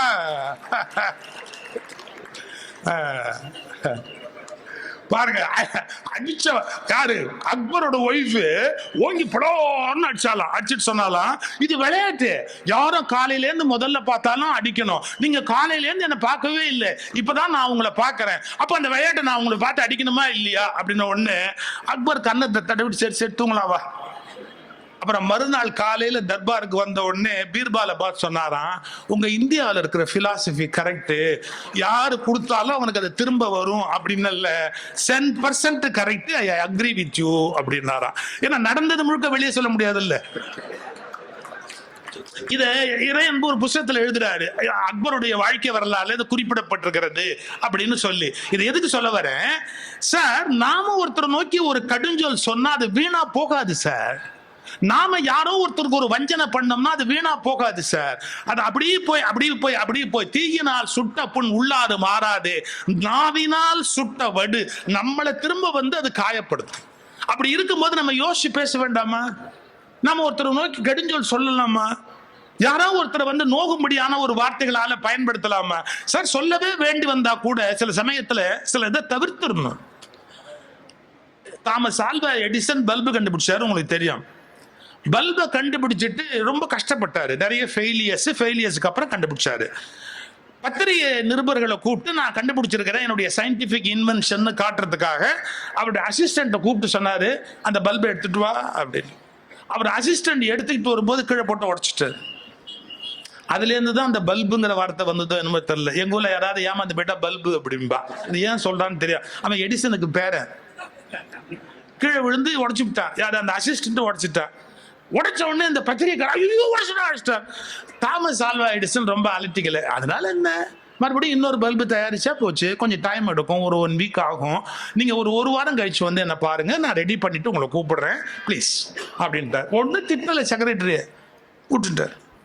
ஒரு வாரம் கழிச்சு மறுபடியும் ஆச்சு, பத்திரிகாரங்கள் எல்லாம் கூப்பிட்டாரு, அந்த பல்பை மறுபடியும் காட்டணும். அதே அசிஸ்டண்ட்டை கூப்பிட்டாரு, பல்பை எடுத்துட்டு வா.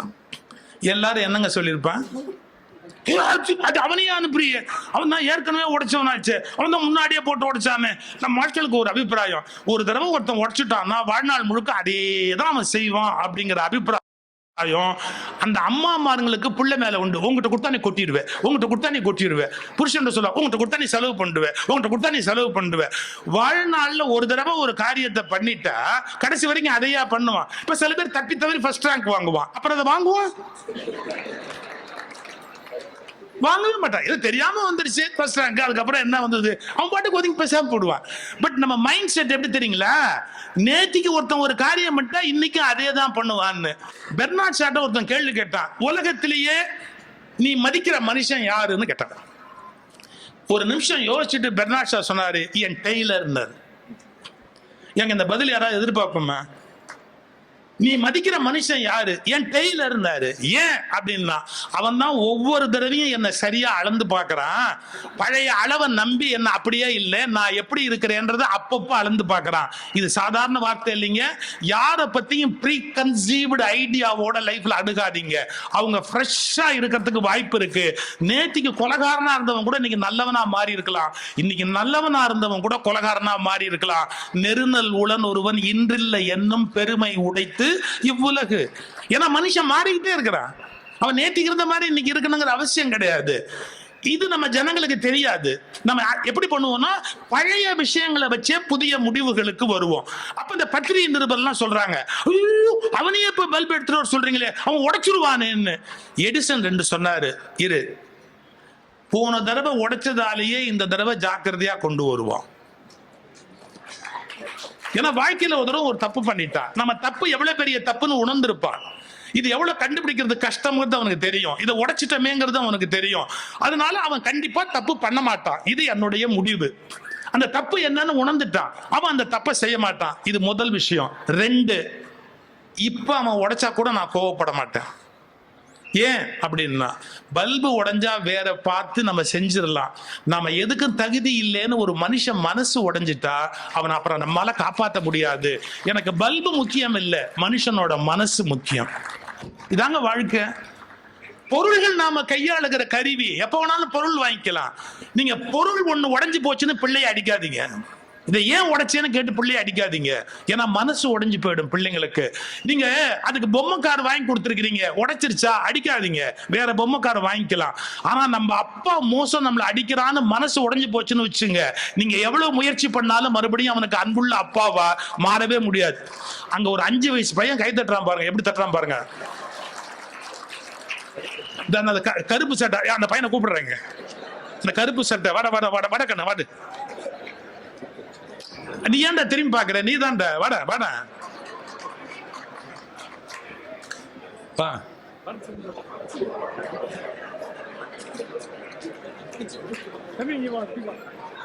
இருங்களேன், இப்ப அடுத்த விஷயம் காமெடி.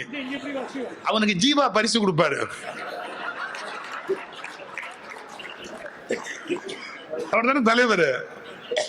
ஒரு புஸ்தகம் இந்த புக்கு கொடுங்க, எனக்கு கொடுத்த புக்கை கொடுங்க. வராங்க, கை தட்டுங்க அந்த பிள்ளைக்கு.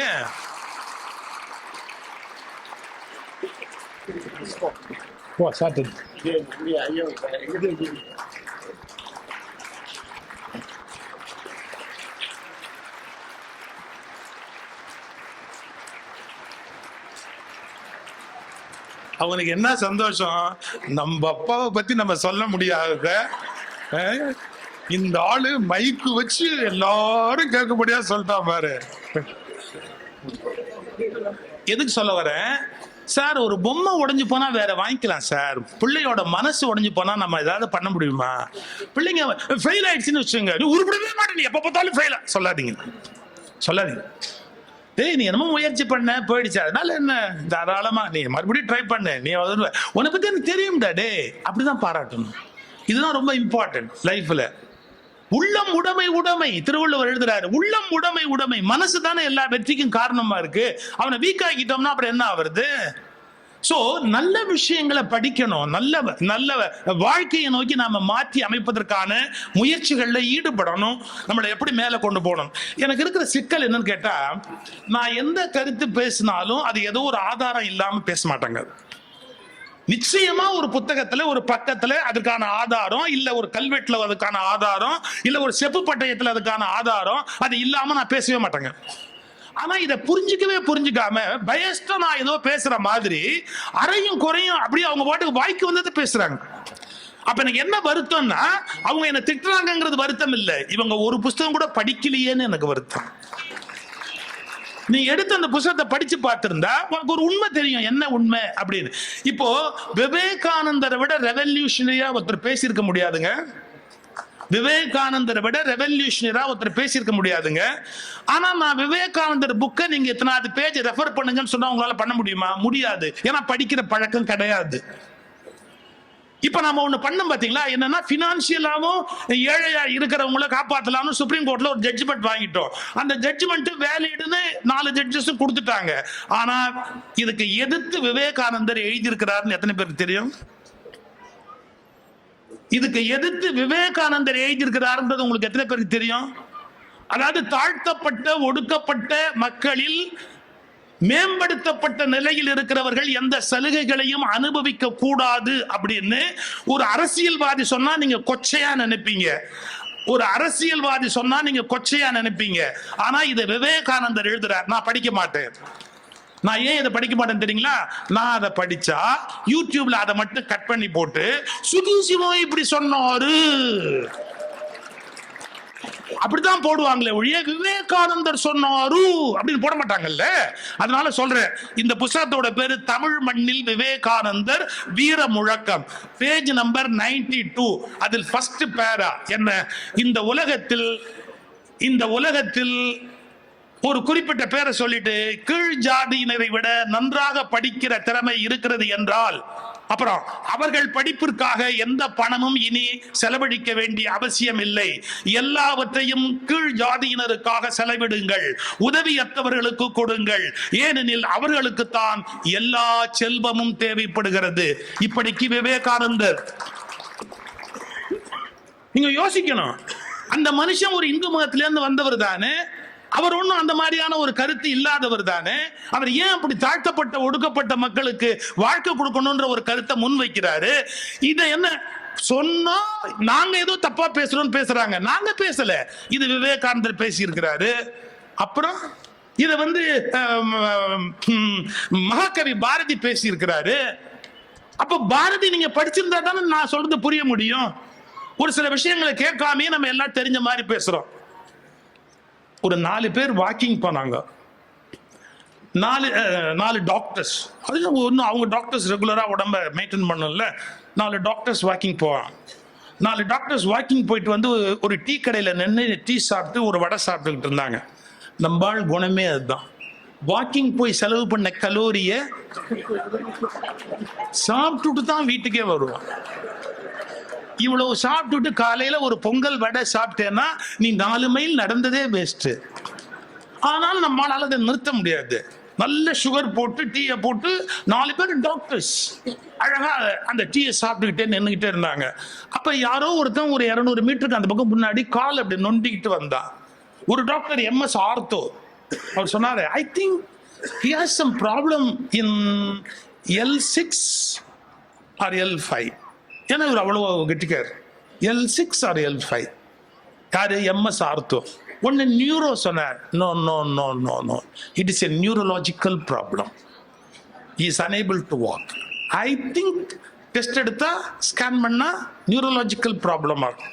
உடனே இன்னொரு டாக்டர் சொன்னார், இல்ல இல்ல இல்ல மசில்ல சம் ப்ராப்ளம் இருக்கணும், அந்த மசிலை டெஸ்ட் பண்ணணும், நம்ம ஏதோ சம்திங் உனக்கு ராங், அது என்னன்னு நம்ம பார்க்கணும். இப்படி 4 டாக்டர்ஸும் பேசிக்கிட்டே இருக்கும்போது அவன் அப்படியே டீ கடை கிட்டக்க வந்தான். இந்த 4 டாக்டரும் பார்த்தாங்க. அவன் ஒரே ஒரு கேள்வி கேட்டான், இங்க யாராவது செருப்பு தைக்கிறவங்க இருக்கிறாங்களான்னு. அவன் செருப்பு அருந்து போயிருந்தது, அவ்வளவுதான், வேற ஒண்ணும் இல்லை. ஆனா 4 பேர் 4 அபிப்பிராயம் சொல்லிட்டான். என்ன 4 கருத்து சொல்லிட்டான். எதையும் படிக்கிறது இல்ல, எதையும் தெரிஞ்சுக்கிறது இல்ல, ஆனா எல்லாம் தெரிஞ்ச மாதிரி எல்லாரும் பேசுறதுங்கிற இன்னைய சமூக ஊடகங்கள் செய்யற கொடுமை இருக்கு பாருங்க. அதை எப்படி ஏத்துக்கிறது? நீ அதனுடைய வேர் படிச்சியா சார்? இது தமிழ் சித்தர் மரபு அப்படின்னு ஒரு புஸ்தகம். இது என்னுடைய philosophy professor TN கணபதியினுடைய PhD thesis. இந்த தீசிஸ்ல அவர் ஒன்னு எழுதுறாரு. என்னன்னு கேட்டீங்கன்னா, அக்கார்டிங் டு வேதா ஒரு மனுஷனுக்கு நோய் வந்தா வைத்தியம் பண்ணக்கூடாது. Will you believe it? இதை நானா சொன்னா பிரச்சனையாக்குவீங்க. அக்கார்டிங் டு வேதா ஒரு மனிதனுக்கு நோய் வந்தா அவனுக்கு வைத்தியம் பண்ணக்கூடாது. ஏன்? பிகாஸ் ஆஃப் ஹிஸ் கர்மா.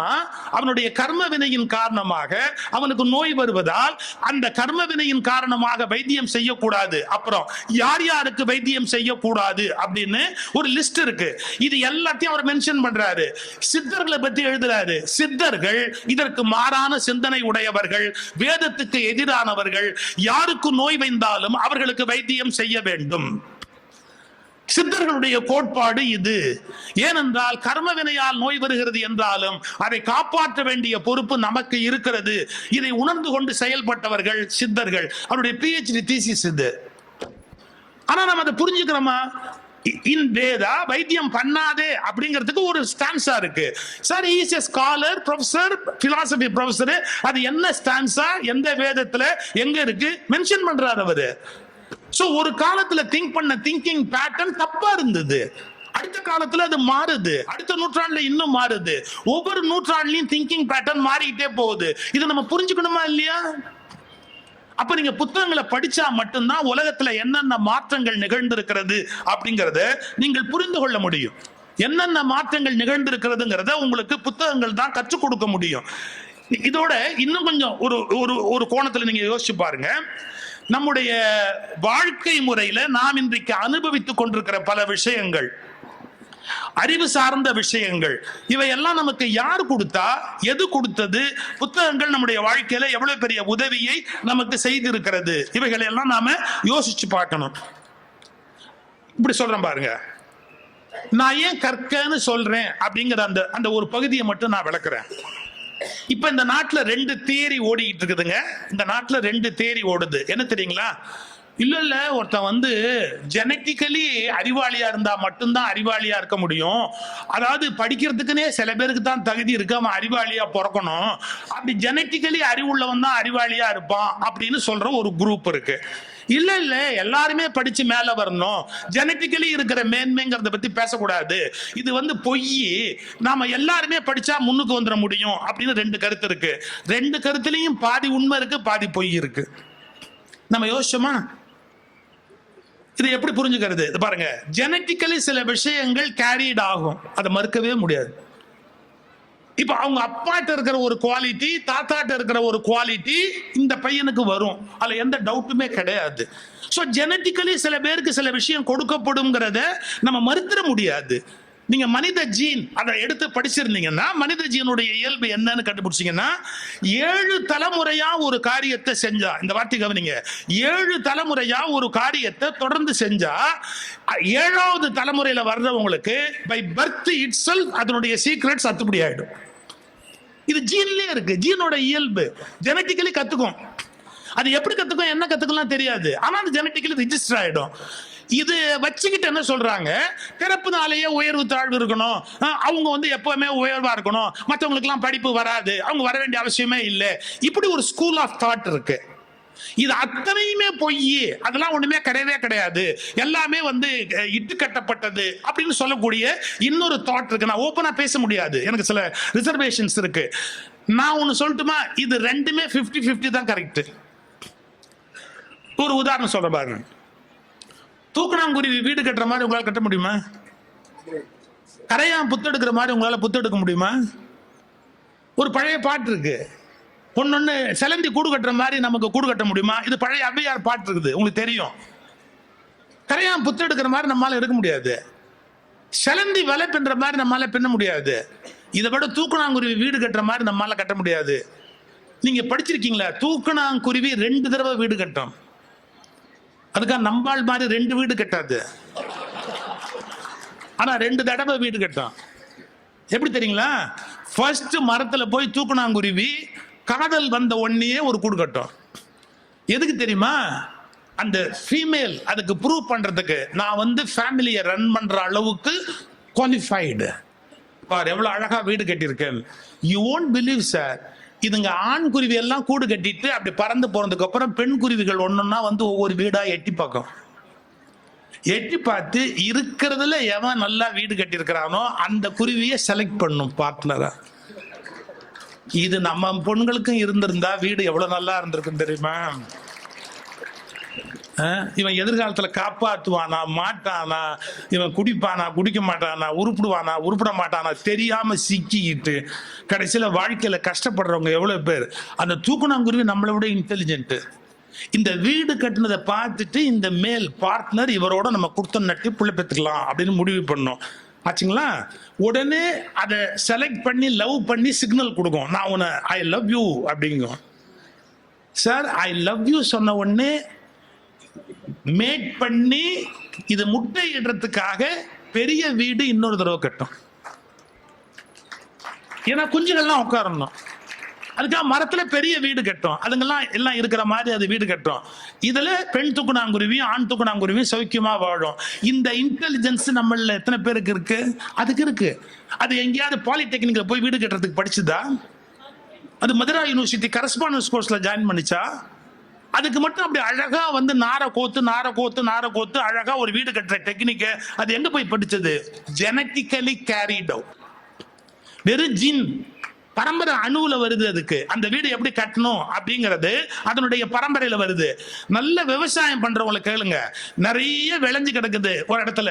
இந்த கிழங்கு சாப்பிடக்கூடியதா, இந்த கீரை சாப்பிடக்கூடியதா, இந்த செடி சாப்பிடக்கூடியதான்னு அவங்க முடிவு எடுக்கணும். அவங்களால முடிவெடுக்க முடியாது. ஆட்டை அவுத்து விட்டுருவாங்க. ஆடு எதையெல்லாம் கடிக்குதோ அதையெல்லாம் மனுஷன் சாப்பிடலாம். மறந்தும் விஷத்தை கடிக்காது. ஒரு விஷ செடியை கடிச்சு தின்னு ஆடு செத்து போவாது. நம்ப முடியுமா? ஆடு வளர்க்குறவங்களை கேளுங்க, காட்டுக்குள்ள அவுத்து விட்ட உடனே அது ஒரு பழத்தை போய் திங்குதுன்னா அதை மனுஷன் திங்கலாம், ஒண்ணு பெருசா கெடுதல் பண்ணாது, உயிருக்கு ஆபத்து வராது. இப்ப இந்த அறிவு ஆட்டுக்கு யார் கொடுத்தா? தெரியல. அப்படி இந்த உலகத்துல சிலந்திக்கு ஒரு அறிவு இருக்கு, தூக்குநாங்குருவிக்கு ஒரு அறிவு இருக்கு, ஒவ்வொரு உயிருக்கு ஒவ்வொரு விதமான அறிவு இருக்கு. அப்படி மனுஷனுக்குள்ளேயும் ஜெனட்டிக்கலி சில விஷயங்கள் ப்ரோக்ராம்டு, தாத்தா மாதிரி, பாட்டி மாதிரி, அப்பா மாதிரி, அண்ணன் மாதிரி, அந்த பரம்பரையில வர்ற மாதிரி. எப்ப சக்கரை நோய் ஜெனட்டிக்கலா வருமோ அப்ப அறிவு அது மாதிரி வரதுக்கு வாய்ப்பு இருக்கா இல்லையா? நீங்க லாஜிக்க ஒத்துக்கணும். பிறப்பில் சில விஷயங்கள் கொடுக்கப்படுகின்றன என்பதை நம்ம மறுத்தர முடியாது.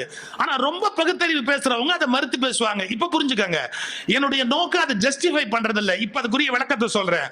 எனவே பிறப்பில் வருகிறது என்பதை நான் மறுப்பதில்லை. ஆனால் பிறப்பில் வருவதை சிலர் பெருமையாக பேசுவதை நான் எதிர்க்கிறேன். ஏனென்றால் அது உன் சொந்த முயற்சி இல்லை என் நண்பனே, அது உனக்கு தரப்பட்ட பிச்சை, அது உனக்கு போடப்பட்ட பிச்சை. நீ பிச்சையை ஏன் பெருமையாக பேசுகிறாய்? உன் தாத்தன், உன் பாட்டன், உன்னுடைய பரம்பரையில் இருந்த யாரோ மூத்தவன், அவன் மரபணுவில் இருந்து உன் மரபணுவுக்கு ஒரு அறிவு வந்திருக்கிறது என்றால் அது உன் உழைப்பா? நீ பாடுபட்டாயா? நீ கல்வி கற்றாயா? எவனோ ஒரு பரம்பரையில் வந்து விட்டதாலேயே உனக்கு அது வந்து விட்டது என்றால் அது குறித்து நீ பெருமை பேசுவதற்கு ஒன்றுமில்லை. தன் பரம்பரை பெருமையை பேசுகிறவன் மானம் கட்டவன் என்பது என்னுடைய அபிப்பிராயம். இப்ப அடுத்த விஷயத்துக்கு வாங்க. என்ன? சொந்தமா முயற்சி பண்ணி படிச்சு மேல வர்றான் பாருங்க, தானா முயன்று. அவனுடைய அப்பாக்கு அந்த அறிவு இல்ல, அவனுடைய தாத்தாக்கு அந்த அறிவு இல்ல, ஆனா அவன் முயன்று கட்டு முட்டி மோதி பாடுபட்டு அந்த வித்தியை கத்துக்கிறான் பாருங்க.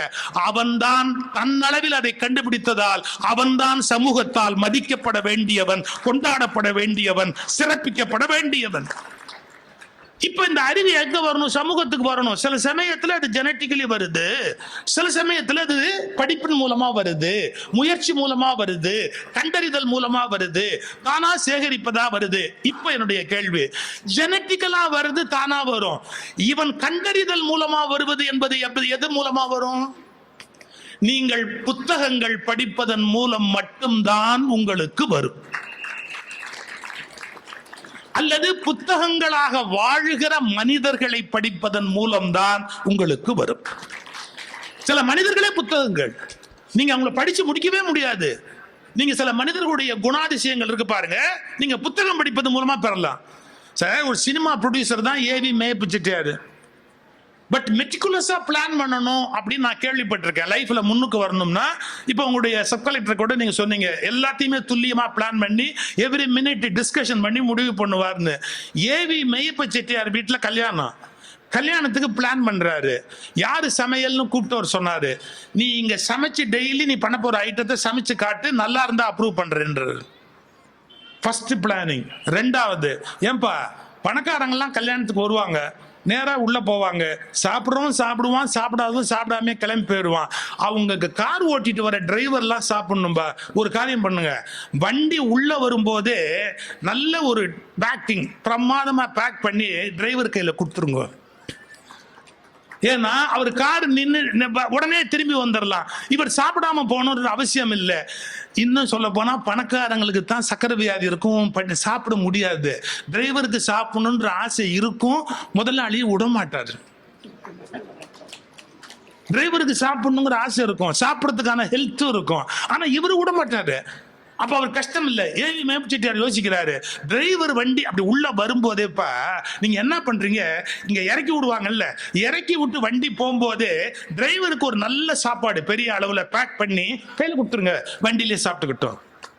அடுத்தது மூணாவது பிளான் பண்றாரு, இலை போட்டு இலையில சாப்பிடுற போது அந்த இலையோட சைஸ் என்ன? ஏன் சார் இது வரைக்கும் கல்யாணம் நடத்தின யாராவது இலையோட சைஸ் என்னன்னு கேட்டிருக்காங்க சார்?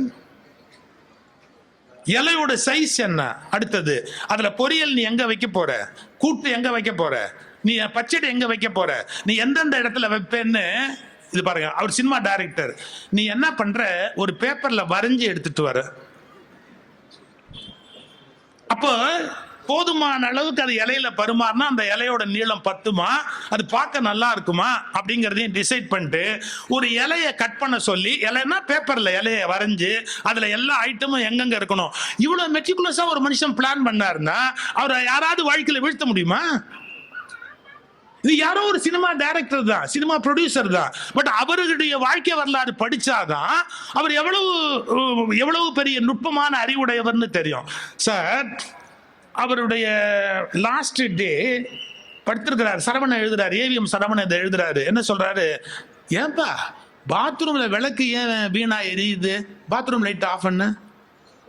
கோடீஸ்வரன் பாத்ரூம்ல ஏன் லைட் வீணா எரியுது, அதை ஆஃப் பண்ணு. அப்ப காசுக்கு கஞ்சமானவன் அர்த்தம் இல்ல. பாரதியாருடைய பாடல அரசாங்கம் வேணும்னு கேட்ட போது 10 பைசா கூட எனக்கு வேண்டாம், தேச உடைமை ஆக்கிக்கங்க அப்படின்னு கொடுக்கிற பண்பாடு அந்த மனுஷனுக்கு இருந்தது. ஆனா பாத்ரூம்ல ஏன் லைட் எரியுது, 10 பைசா வேஸ்ட் ஆச்சு, ஆஃப் பண்ணு அப்படின்னு சொல்ற குவாலிட்டியும் அவருக்கு இருந்தது. இப்ப இதை நான் எங்க போய் படிப்பேன்? எங்க அப்பா ஒரு பெரிய முதலாளி இல்லை.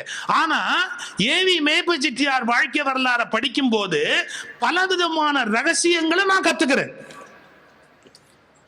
புரியுதா? ஜெனட்டிக்கலா வர முடியாத பல விஷயங்களை பல பெரிய மனிதர்கள்ட்ட நீங்க கத்துக்க முடியும். இதுக்கு புத்தகங்களை படியுங்கள் அல்லது புத்தகமாகவே வாழுகிற மனிதர்களை படியுங்கள்னு சொல்றேன். புத்தகமாகவே சில மனிதர்கள் வாழ்வார்கள், அவங்கள நீங்க படிக்கணும். வாழ்க்கையினுடைய அந்த இது முதல் செய்தி நான் சொல்ல வந்த விஷயம். ஆனா படித்ததையும் தாண்டி அதை வாழ்க்கையில நடைமுறைப்படுத்துவதற்கு முயற்சி பண்ணணும். மூணாவது, நாம நிறைய படிச்சுட்டோம் அப்படிங்கிற எண்ணத்துல இல்லாம நாம படிச்சதை அனலைஸ் பண்ணி திங்க் பண்ணி ஒரு முடிவுக்கு வரணும். சார், இன்னைக்கு 2 வரி நான் ஒரு புத்தகத்துல படிச்சேன் சார். வெறும் 2 வரி சார், 2 வரி சார். ஒரு 2000 ரூபாய் நோட்டு கீழே கிடந்தால் காகிதத்தை சாப்பிட வேண்டும் என்று கழுதைக்கு தெரியும். 2000 ரூபாய் நோட்டு கீழே கிடந்தால் காகிதம் சாப்பிட வேண்டும் என்று கழுதைக்கு தெரியும். 2000 ரூபாயை உடனே சாப்பிட்டு விடும். ஆனால் அதற்கு ஒன்று தெரியாது. 2000 ரூபாயை கடையில் குடைத்து பேப்பர் வாங்கினால் வாழ்நாள் முழுவதும் சாப்பிட முடியும் என்பது அந்த கழுதைக்கு தெரியாது. சாதாரணமான விஷயமா இருந்த 2000 ரூபாயை அப்பவே சாப்பிட்டாலும் சாப்பிடலாம். 2000 ரூபாய்க்கு பழைய பேப்பர் கடையில் கொடுத்து பழைய பேப்பர் வாங்கி வச்சா வாழ்நாள் முழுக்க கழுது சாப்பிடலாம். இது மனுஷங்க யோசிக்க வேண்டிய விஷயமா இல்லையா? 2 வரி, ஆனா வாழ்க்கையில எவ்வளவு பெரிய விஷயம். அந்த 1000க்கு 2000க்கு ஓட்ட விற்கிறாங்களே.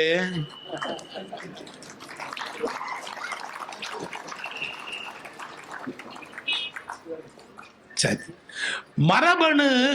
மரபணு அறிவை கடத்துகிறது. கரெக்ட்.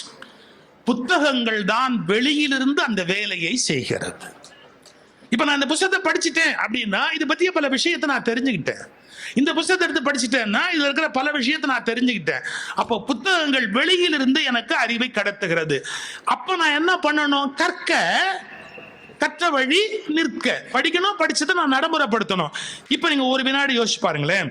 கற்பதை வாழ்க்கையில் நடைமுறைப்படுத்தினால் நம்முடைய வாழ்க்கையில் வெற்றி என்பது நிச்சயமாக நமக்கு வந்து சேருகிறது. எப்படி வரும்? ஏன்னா நீங்க எதை படிச்சிருக்கிறீங்களோ அதை நடைமுறைப்படுத்த தொடங்குறீங்க. அது உங்க வாழ்க்கையில மிகப்பெரிய திருப்பு முனையாக அமைகிறது. அதுக்காக தான் புத்தகங்களை தேடி தேடி கற்பதை நாம ஒரு பழக்கமாக கொள்ளவோம். என்ன புத்தக காட்சிக்கு வந்தோம், இங்க கேன்டீன்லயும் வியாபாரம் நல்லா இருந்ததுன்னு சொன்னாங்க. நான் ஒன்றும் அப்ஜெக்ட் பண்ணல. நல்லா வாசனை பிரமாதமா தான் இருந்தது. நான் வாசனையை மட்டும்தான் சாப்பிட்டேன். வாசனை பிரமாதமா இருந்தது, நான் இல்லைன்னு சொல்லலை. ஆனா அதுக்காக மட்டும் நாம இங்க வரல. அதையும் சாப்பிட்டுட்டு நாம புத்தகங்களை உள்ள போய் வாங்கி வச்சு திரும்பி அதை படிக்கிற பழக்கத்தையும் ஏற்படுத்தணும். நான் இப்ப முடிச்சிடுறேன்.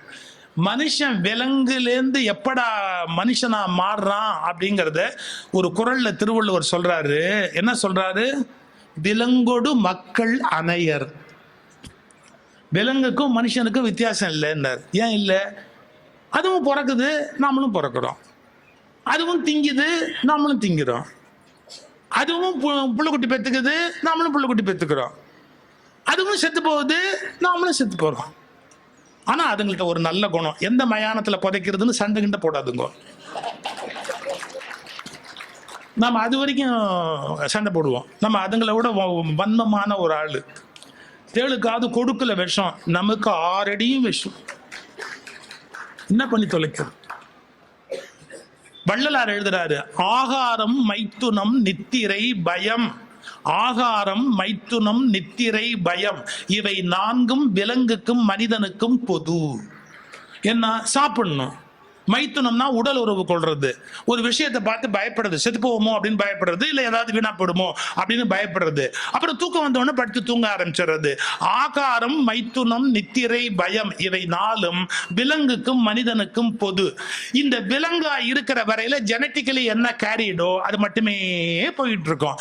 நீங்க எப்போ உங்களை வசதி மேல கொண்டு வரலாம் அப்படின்னு கேட்டா, நல்ல புஸ்தகங்களை நீங்க படிக்க ஆரம்பிக்கிற போது ஜெனட்டிக்கலி உள்ள வந்த விஷயத்தை மாத்திக்கிட்டு, நான் தப்பா இருக்கேன்ல, நான் இன்னும் கொஞ்சம் வளரலாம்ல, நான் இன்னும் கொஞ்சம் ஸ்ட்ரைட்டா போலாம்ல, நான் இன்னும் கொஞ்சம் நேர்மையா மாறலாம்ல அப்படிங்கிற அறிவை எனக்கு புஸ்தகம் கொடுக்க கொடுக்க கொடுக்க கொடுக்க நான் என்ன ஆறேன்? விலங்கிலிருந்து மனிதனாக உயர்ந்து அதைவிட உயர்ந்த நிலைக்கு என்னை நோக்கி எட்டு கொண்டு போகிறேன். இப்ப அந்த குறளை முழுக்க படிங்க. இலங்கு நூல் கற்றாரோடு ஏனையவர்னு திருவள்ளுவர் எழுதுறாரு. விலங்குக்கு மக்களுக்கு என்ன வித்தியாசம்னா, விலங்குகள் புத்தகம் படிப்பதில்லை, மனிதர்கள் புத்தகத்தை படிப்பதால் விலங்காக இருப்பதில்லை. அப்ப நம்ம மனுஷனா மாறணும்னா என்ன படிக்கணும்? புத்தகம் படிக்கணும். ஏன்னா நம்ம விலங்குல இருந்து வெளியே வரணும். விலங்குக்கு அது என்ன மாதிரி ப்ரோக்ராமோ அதுதான். ஒரு தவளை முன்னாடி தூக்கி ஒரு தேலை போட்டீங்கன்னா, இந்த யூடியூப்ல பாருங்க, ஒரு தவளை முன்னாடி தூக்கி ஒரு தேலை போடுங்க, அப்படி கடிச்சு திங்கும். அது நினைச்சு வெஜிடேரியனா அதால மாற முடியாது. அது நீங்க இப்ப கோச்சிக்க முடியுமா? ஏதாவது நீ வெஜிடேரியனா மாறணும்னு போய் கேட்க முடியுமா? முடியாது. பட் நமக்கு ஆப்ஷன் இருக்கு. வேணும்னா வெஜிடேரியனா இருக்கலாம், வேணும்னா நான் வெஜிடேரியனா இருக்கலாம், வேணும்னா 48 நாள் விரதம் இருக்கலாம், வேணும்னா தண்ணி குடிச்சிட்டு இருக்கலாம், வேணும்னா 10 பேருக்கு சாப்பாடு போடலாம், வேணும்னா நம்ம சாப்பிடாம உட்கார்ந்து இருந்து செத்து கூட போகலாம். அந்த உலகத்துல இந்த ஆப்ஷன்ஸ் மனுஷனுக்கு இருக்கு பாத்தீங்களா? இந்த ஆப்ஷன்ஸ் எதுவுமே விலங்குக்கு கிடையாது. அதுக்கு விலங்குனே ஏன் பேர் தெரியுங்களா? தன்னுடைய சுய வில், அதாவது ஃப்ரீ வில் எக்ஸிக்யூட் பண்ண முடியாததால தான் அது விலங்கிடப்பட்டது விலங்கு. ஆனா ஃப்ரீ வில் எக்ஸிக்யூட் பண்ணி தன்னை கீழே இருந்து மேல தூக்கிட்டு போகக்கூடிய கெப்பாசிட்டி மனிதனுக்கு இருப்பதால தான் இவன் விலங்கு இல்லை. அப்ப நம்ம விலங்கு இல்லைன்னு ஆகணும்னா விலங்கோடு மக்கள் அணையார் அந்த குறளை எடுத்து வீட்டுல போய் தயவுசெய்து எடுத்து படிச்சு பாருங்க. நாம விலங்கா இல்லாம ஆகணும்னு நினைச்சோம்னா என்ன பண்ணணும்? கற்பதன் மூலம் மட்டும்தான் விலங்கிலிருந்து விடுதலையாகி மனிதனாக நம்மால் உயர முடியும். எனவே புத்தகங்களை நேசியுங்கள், புத்தகங்களை வாசியுங்கள், புத்தகங்களை சுவாசியுங்கள். நன்றி, வணக்கம்.